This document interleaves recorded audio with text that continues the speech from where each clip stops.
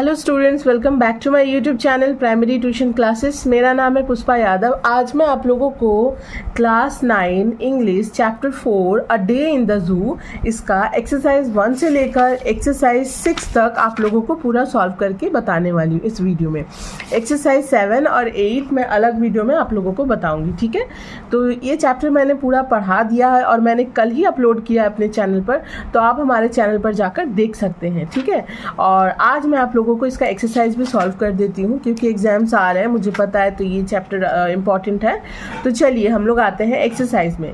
But अगर आप लोगों ने इस चैप्टर को नहीं समझा है तो पहले जाकर इस चैप्टर को समझ लीजिए, देन मैं जो भी क्वेश्चन आंसर या एक्सरसाइजेस कराऊंगी तो आप लोगों को पता चलेगा, ठीक है। तो चलिए हम लोग स्टार्ट करते हैं। Exercise 1, tick the correct answer from the given alternatives, ठीक है। Tick the correct answer from the given alternatives, इसका मतलब हुआ कुछ क्वेश्चंस, मतलब कुछ दिए हुए हैं क्वेश्चंस, अब उसका कौन सा सही ऑप्शन होगा हम लोगों को वो करना है, ठीक है। So the first number, the average day in the zoo begins just before. हम लोगों ने पढ़ा है ना कि जू यानी कि चिड़ियाघर जो है उसकी दिन की शुरुआत मतलब औसतन कब होती है, कब से शुरू होती है। द एवरेज डे इन अ जू बिगिनस जस्ट बिफोर डॉन, क्या होगा, जस्ट बिफोर डॉन। हम लोगों ने पढ़ा ही है ना, एकदम भोर, मतलब भोर से भी पहले का जो समय होता है, एकदम हल्का हल्का हल्की लालिमा छाई हुई रहती है आसमान में, वो जस्ट बिफोर डॉन। तो इसका ऑप्शन नंबर होगा बी, डॉन। ओके, नेक्स्ट है 2, the bird searching the dewy grass on the lawn where peahens, the bird searching the dewy grass on the lawn where peahens, ठीक है। ये भी हम लोगों ने पढ़ाई है ना, ये देखिए यहाँ पे है, मैं आप लोगों को अगर दिखा दूँ, ये देखिए, the earnest group of peahens searching the dewy grass, यानी कि मोरनियाँ जो है ना, मोरनियों का झुंड जो है ना, वो क्या ढूंढ रही हैं, वह ओस से भरी हुई घास ढूंढ रही हैं, ठीक है। और उस समय जो है ना, उस समय का भोर का जो समय होता है ना, उस समय घास जो है वो पूरे ओस से भरी हुई रहती है, ठीक है। तो the bird searching the dewy grass on the lawn where, कौन सी बर्ड्स थे, पीकॉक्स तो नहीं थे, रॉबिन्स भी नहीं थे, थ्रशेस भी नहीं थे, पीहेंस थे, तो पीहेंस। तो ये हो जाएगा नंबर ए ऑप्शन, पीहेंस। नंबर 3 देखिए, Stephen with a broom in his hand was guarding over the bears, gorilla, apes या armadillo। इसका हो जाएगा, यानी कि स्टीफन जो है वो हाथ में झाड़ू लेकर किन जानवरों को गार्ड कर रहा है, मतलब किसको गार्ड कर रहा है, एप्स को, वो भी एक वानरों की प्रजाति के ही होते हैं, तो एप्स को गार्ड कर रहा है। ओके, तो option number C, apes. Okay, चलिए अब 4 नंबर में आते हैं। The name of the black Celebes ape was Atom. ये जो ब्लैक कलर का जो वानर था, मतलब एप का मतलब तो वानरों की ही प्रजाति जिसको बोला जाता है, तो ब्लैक कलर का सेलेब्स ऐप जो था, उसका एप जो था उसका नाम क्या था, एटम। तो ये ऑप्शन नंबर ए होगा, एटम। अच्छा, 5 नंबर में देखिए, the reptiles dozed in the temperature of, reptile सरीसृप जो है वो किस टेम्परेचर में डोज यानी कि हल्की हल्की झपकी ले रहे हैं, 60 डिग्री, 70 डिग्री, 80 डिग्री या 90 डिग्री, तो ऑब्वियसली 80 डिग्री, क्या होगा, 80 डिग्री, नंबर सी ऑप्शन, ठीक है। तो चलिए मैं आप लोगों को फिर से बता दूं ये वाला। तो पहला का हो जाएगा डॉन, नंबर बी ऑप्शन। दूसरा का हो जाएगा पीहेंस, नंबर ए ऑप्शन। तीसरा का हो जाएगा एप्स, नंबर सी ऑप्शन। चौथा का हो जाएगा एटम, नंबर ए ऑप्शन। फिर 5वां का हो जाएगा सी, 80 डिग्री, नंबर सी ऑप्शन, ठीक है। तो ये पूरा एक्टिविटी 1, एक्सरसाइज 1 हमारा कंप्लीट होता है। अब हम लोग आते हैं एक्सरसाइज 2 में। तो एक्सरसाइज 2 में क्या बोला गया है, देखिए एक्सरसाइज 2 में बोला गया है, answer the following questions with in 15 words. हम लोगों को इस क्वेश्चंस के आंसर 15 वर्ड्स में देने हैं। तो पहला है, how does the sky look as one is awaken by the bird song. इसका मतलब है कि आकाश जो है उस मतलब जब कोई पक्षियों के गीत से जागता है तो आकाश कैसा दिखता है, उस समय आकाश कैसा दिखता है।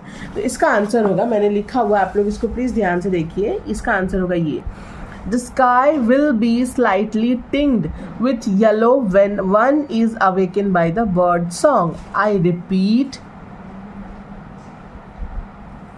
ये देखिए, एक सेकेंड मेरा, हाँ ये देखिए, इसका होगा The sky, इसका आंसर होगा the sky will be slightly tinged with yellow when one is awakened by the bird song.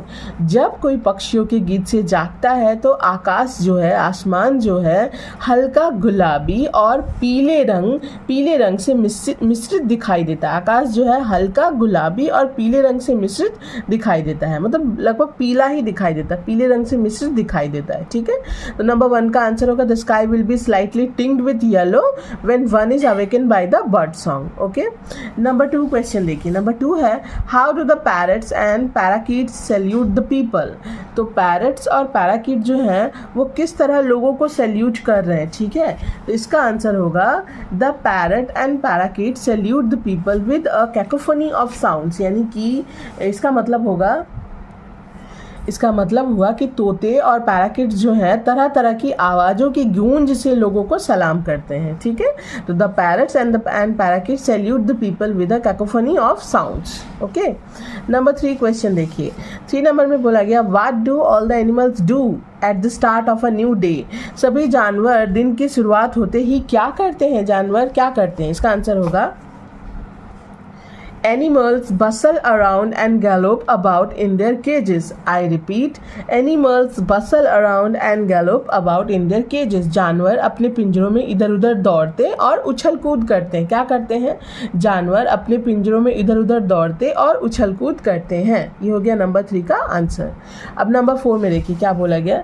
As the light fades, where does the robin fly off to? जैसे जैसे प्रकाश धुंधला होता है रॉबिन कहाँ उड़ जाता है. ठीक है, तो इसका आंसर होगा the robin flies off to sit on the branch of the mimosa tree as the light fades. मैं एक बार और बोलती हूँ. The robin flies off to sit on the branch of the mimosa tree as the light fades. जैसे जैसे प्रकाश धुंधला होता है रॉबिन मिमोसा के पेड़ की शाखा पर बैठने के लिए उड़ जाता है. ठीक है, तो ये हो गया हमारा एक्सरसाइज 2 कंप्लीट. अब हम लोग आते हैं एक्सरसाइज 3 में. एक्सरसाइज 3 देखिए. Answer the following questions with in 25 words. अब इस आंसर का क्वेश्चन हम लोगों को इस क्वेश्चन का आंसर हम लोगों को 25 वर्ड्स में देना है. ठीक है, तो देखिए मैं कॉपी, ये रहा इधर एक्सरसाइज 3 का आंसर्स. तो पहला क्वेश्चन क्या है. चलिए तो हम लोग पहला क्वेश्चन देख लेते हैं. पहला क्वेश्चन है what work do Jeremy and Mike. ये देखिए, What work do Jeremy and Mike do in the gorillas cages? मतलब जेरेमी और माइक गोरिल्ला के केज में क्या काम करते हैं, मतलब क्या कर रहे हैं उनके पिंजरे में. तो इसका आंसर होगा, ये देखिए यहाँ से होगा इसका answer. Mike and Jeremy sweep up the mess on the floor and scatter fresh white sawdust. ठीक है, सॉरी, ये देखिए. Mike and Jeremy sweep up the mess on the floor and scatter fresh white sawdust. Mike और Jeremy क्या कर रहे हैं, जो फ्लोर पे जितना भी मैस यानी कि कूड़ा करकट है, गंदगी है, उसको साफ कर रहे हैं, स्वीप अप कर रहे हैं, झाड़ू लगा रहे हैं, साफ कर रहे हैं और चारों ओर लकड़ी के बुरादे मतलब बिखेर रहे हैं. चारों ओर लकड़ी के बुरादे बिखेर रहे हैं. तो इसका आंसर होगा Mike and Jeremy sweep up the mess on the floor and scatter fresh white sawdust. Okay, number 2 देखिए. नंबर 2 में है describe the state of the frogs and snakes in the reptile house. सरीसृप गृह में, reptile house का मतलब सरीसृप गृह में मेढक और सांप किस अवस्था में रहते हैं. तो इसका आंसर यहाँ से होगा, ये देखिए आप लोग ध्यान से. The frogs and snacks dose in a pleasant temperature of 80 degrees in the reptile house. The frogs make gulping sounds while the lizard lie wrapped over rock and tree trunks. इसका मतलब हुआ फ्रॉग्स जो है, मेढक और सांप जो है 80 डिग्री के तापमान में हल्की नींद लेते हुए दिखाई दे रहे हैं या हल्की नींद लेते रहते हैं. डोज ऑफ का मतलब होता है पलक झपकना. नींद में नहीं रहता बट वो पलक झपकते रहते हैं. ठीक है, द फ्रॉग्स मेक गुल्पिंग साउंड और मेढक जो है गटकने की आवाज़ निकालते हैं. वाइल द लीजर्ड, जबकि छिपकलियाँ lie draped over rock and tree trunks यानी कि चट्टानों और पेड़ों के तनों पर फीकी पड़ी रहती हैं, ठीक है।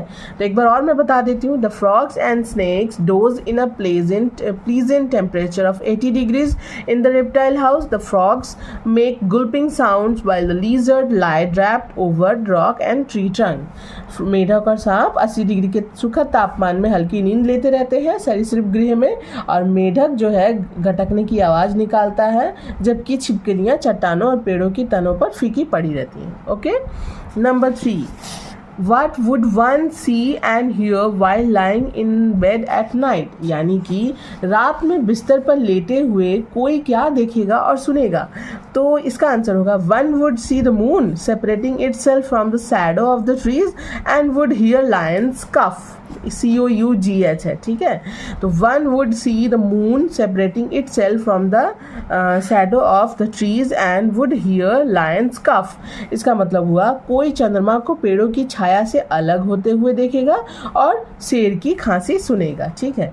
ये हो गया कोई चंद्रमा को पेड़ों की छाया से अलग होते हुए देखेगा, separating itself from the shadow of the trees, और शेर की खांसी सुनेगा, and would hear lions cough. Okay, इसी के साथ हमारा एक्सरसाइज 3 भी कंप्लीट होता है।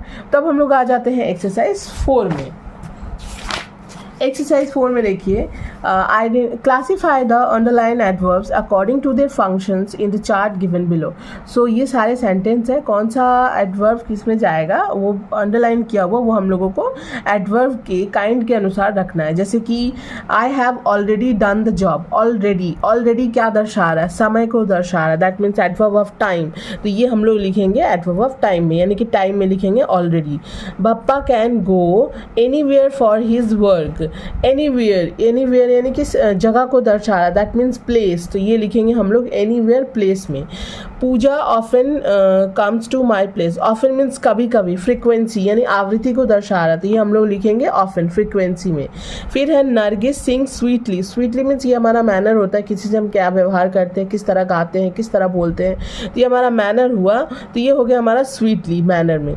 तो मैनर में हो जाएगा स्वीटली, टाइम में हो जाएगा ऑलरेडी, प्लेस में हो जाएगा एनीवेयर, फ्रिक्वेंसी में हो जाएगा ऑफन। ओके, अच्छा, next exercise 5, underline the clauses in the following sentences and state what kind of clauses they are. इसमें से कौन सा क्लॉज है उसको हम लोगों को अंडरलाइन करना, और किस तरह का क्लॉज है ये भी हम लोगों को बताना है।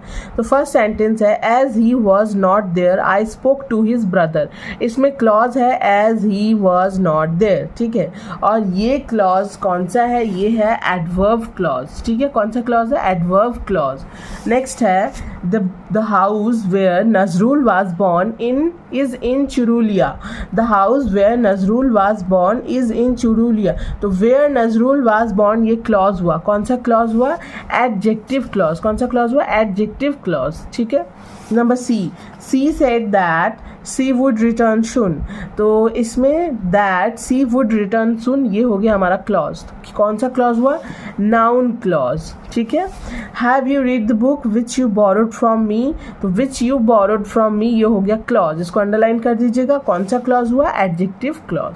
तो as he was not there clause, where Nazrul was born ये हो गया clause, that she would return soon ये भी हो गया clause, and which you borrowed from me ये हो गया क्लॉज। तो क्लॉज को हम लोगों ने अंडरलाइन कर दिया। तो पहला है हमारा एडवर्ब क्लॉज, दूसरा है एडजेक्टिव क्लॉज, तीसरा है नाउन क्लॉज, चौथा है एडजेक्टिव क्लॉज, ठीक है। तब हम लोग आ जाते हैं एक्सरसाइज 6 में। तो एक्सरसाइज 6 में देखिए क्या बोला गया है, identify the following sentences as simple, complex और कंपाउंड सेंटेंसेस, ठीक है। इसमें से कौन सा सिंपल सेंटेंस है, कौन सा कॉम्प्लेक्स है और कौन सा कंपाउंड है, ये हम लोगों को बताना है। सिंपल मीन्स साधारण वाक्य होता है, कंपाउंड मीन्स जुड़ा हुआ, जिसमें कोई वर्ड से जोड़ के दो सेंटेंसों को एक किया जाता है। कॉम्प्लेक्स मीन्स जैसे कि जटिल वाक्य जो हुआ, ठीक है। तो he is too tired to walk alone, he is too tired to walk alone ये हो गया हमारा सिंपल सेंटेंस। क्या सेंटेंस हो जाएगा, simple sentence. I have a friend who lives in Mumbai, मेरा एक दोस्त है जो मुंबई में रहता है, हु लिव्स इन मुंबई ये हो गया complex sentence. Priyam wrote a letter but he got no reply, but and if जब भी रहेगा वो कंपाउंड सेंटेंस रहता है, ठीक है, बिकॉज उन दोनों सेंटेंस को इन सारे वर्ड्स के थ्रू जोड़ा जाता है। तो Priyam wrote a letter but he got no reply, Priyam ने लेटर लिखा, प्रियम ने लेटर लिखा था, एक लेटर लिखा था, but he got no reply, but उसने कोई रिप्लाई नहीं दिया। तो इसका हो जाएगा कंपाउंड सेंटेंस। क्या होगा? Compound sentence. Being ill I could not attend school, बीमार के दौरान या फिर बीमारी के दौरान I could not attend school, मैं स्कूल अटेंड नहीं कर पाई, ठीक है। तो ये हो जाएगा हमारा सिंपल सेंटेंस।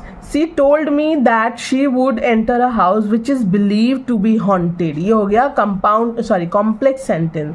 विच यहाँ पे बोला which is believe to be haunted, उसने मुझसे कहा था she would enter a house, जैसे ही हम घर में एंटर करेंगे, विच, ठीक है। तो जैसे कि यहाँ पे बोला गया ना, she told me that she would enter a house which is believe to be haunted, इसका मतलब होगा कि उसने मुझे बताया कि जैसे ही वह उस घर में प्रवेश करेगी तो वह घर जो है प्रेतवादित माना गया है, ठीक है।